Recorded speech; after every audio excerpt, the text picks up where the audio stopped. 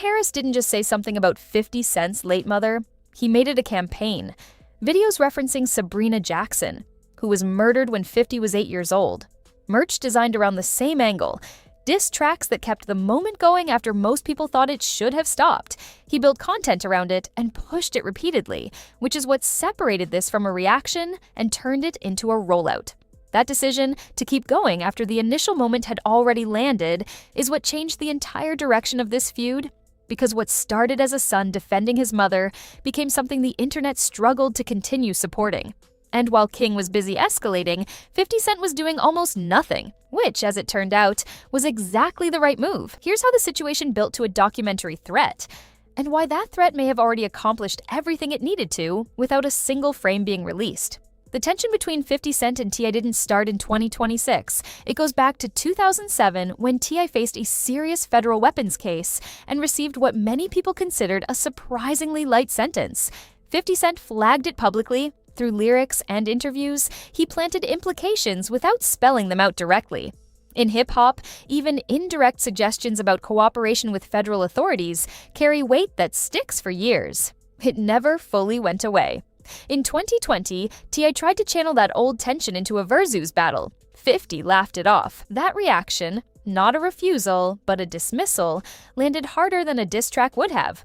By early 2026, T.I. escalated during a podcast appearance, claiming 50 had privately agreed to the battle and then disappeared publicly.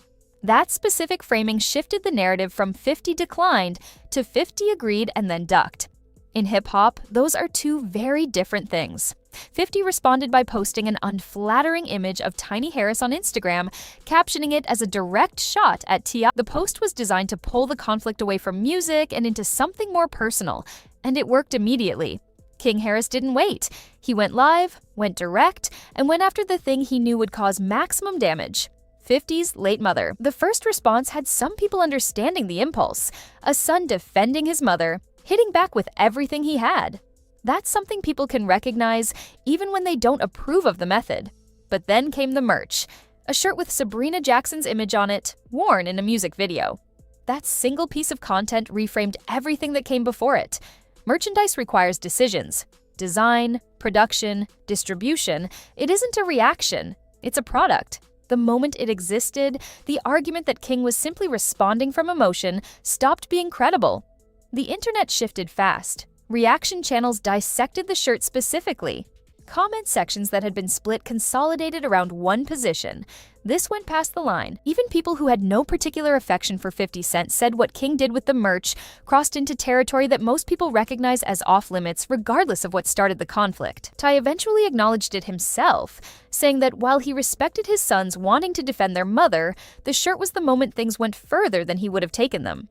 And through all of it, 50 posted memes. Sarcastic captions, small jabs, and then silence. No emotional response, no full diss track. He watched King generate his own backlash without needing to do anything to cause it. That's not passivity.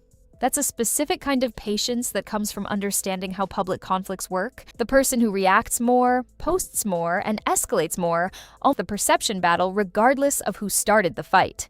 50 knew that. He let King run. But before the documentary threat can be understood properly, the context it was built on needs to be clear. In 2021, multiple women came forward publicly with allegations involving T.I. and Tiny. What started with posts from entrepreneur Sabrina Peterson spread quickly. Attorneys representing some of the accusers said more than 20 people had come forward with similar accounts, describing situations at private events over a span of years. Letters were sent to law enforcement in California and Georgia requesting formal investigations. The legal outcome was complicated. Most of the alleged incidents had occurred years earlier, and prosecutors in multiple jurisdictions determined statutes of limitations had expired. No criminal charges were filed. T.I. and Tiny denied every allegation, releasing statements calling the claims false and characterizing them as coordinated attacks on their reputation. Legally, nothing moved forward, but the conversation didn't fully close. It faded from active headlines without resolution, which meant it remained in public memory, in search results, in people's recall, available to be reactivated by anyone with the reach and the motivation. 50 had both. When he posted the hint at a documentary called Surviving T.I. and Tiny, the number he referenced, 20 cases, connected directly to what had surfaced in 2021. The title did the rest of the work. The name Surviving, attached to anything in this context, carries the cultural weight of Surviving R. Kelly, a series that didn't introduce new information so much as organize existing accusations into a structured narrative that tens of millions of people watched and responded to emotionally. By using a title that echoed that series, 50 wasn't making a legal argument. He was making an association, placing T.I. and Tiny in the same mental category as a story whose ending people already knew. He deleted the post within hours. It didn't matter. Screenshots were already circulating before most people had finished reading it. The deletion became part of the story. People immediately asked why he removed it, which generated two interpretations that both served his purpose. Either something real was being prepared, and he was being cautious about announcing it too early, or he had planted the idea deliberately and was stepping back while it grew. Neither interpretation required a documentary to exist. That's the architecture of the move. One post, a deletion, and the internet ran with it for days, without him needing to do anything. T's response was confident rather than defensive. He dropped music, pushed his album rollout, and challenged 50 directly. Bar for bar, hit for hit, or doc for doc. That framing was smart. It positioned him as someone who wasn't afraid of any arena, including the documentary one. His posture throughout communicated competition rather than panic, but King's energy shifted visibly around the same time. The constant videos slowed down. The aggressive posts stopped. The presence that had defined his role in the feud became much quieter, almost overnight. The shift didn't happen during the height of the backlash over the merch.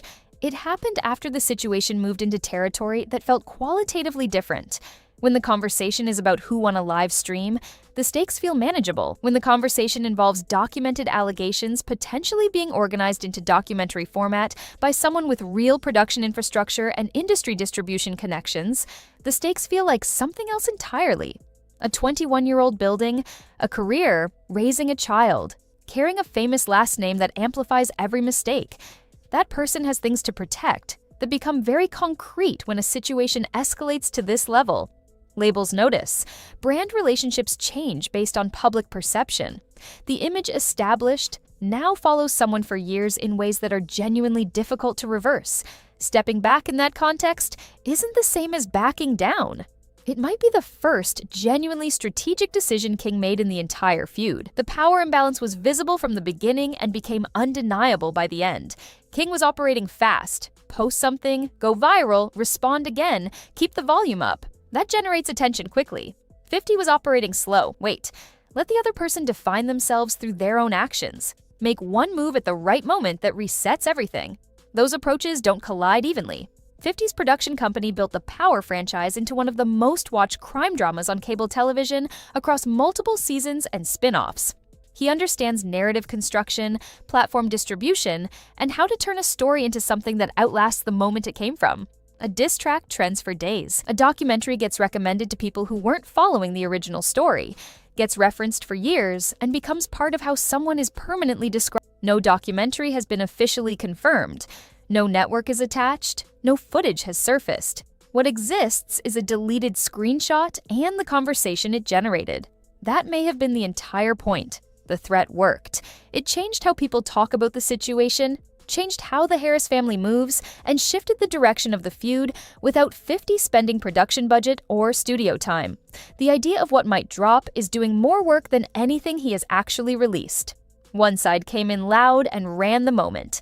The other side controlled the story. Moments fade, stories don't. Do you think King Harris went too far when he turned the deceased mother angle into a merchandise campaign? Or was he right to defend his family with everything he had? And if the documentary actually drops, who takes the bigger hit? Drop your take in the comments. Subscribe for more breakdowns on the real moves behind hip-hop's biggest stories.